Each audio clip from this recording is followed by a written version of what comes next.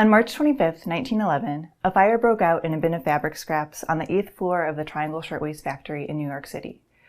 Most workers on the 8th floor were able to escape, and the owners, whose offices were on the 10th floor, were alerted and fled the building.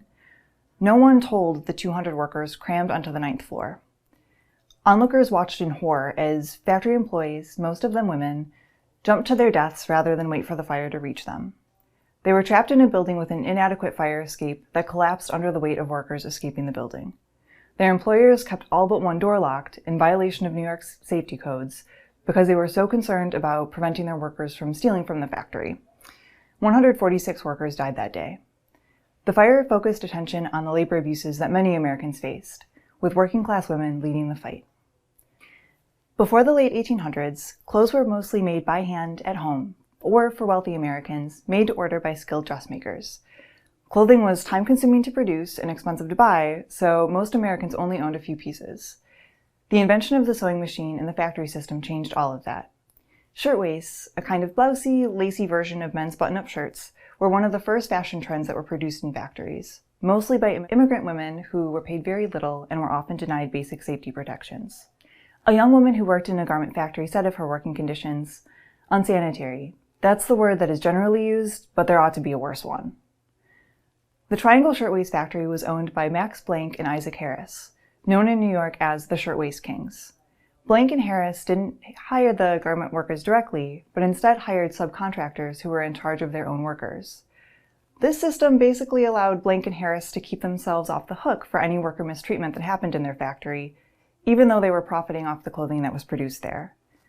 Many large retailers use similar systems today to keep their hands clean while they pressure factories to produce clothing that is priced too low to pay workers the minimum wage. The conditions in the Triangle Shirtwaist Factory were similar to many other garment factories in New York. Workers routinely worked as long as 13-hour days, 7 days a week. They could only take one 30-minute break to eat lunch, and because the factory provided lunches to all 500 employees from the same window at the same time, the women at the end of the lunch line would only have a few minutes to eat their meal. At the end of the workday, all of the employees would leave through the same door and have their purses and bags searched before they were allowed to go home, while all the other exits remained locked all day. This focus on protecting the shirtwaists, rather than the workers, led directly to so many of them dying in the fire that would eventually consume the factory. The backlash to the tragedy was immediate. Workers had already been agitating for better working conditions, including organizing a strike 2 years earlier that was referred to as the Uprising of the 20,000, and many had joined trade unions like the International Ladies Garment Workers Union. After the fire, though, labor organizers had more public support. More than 350,000 people attended a funeral march for those who had died in the fire. New York City already had some workplace safety regulations, but the regulations weren't really enforced.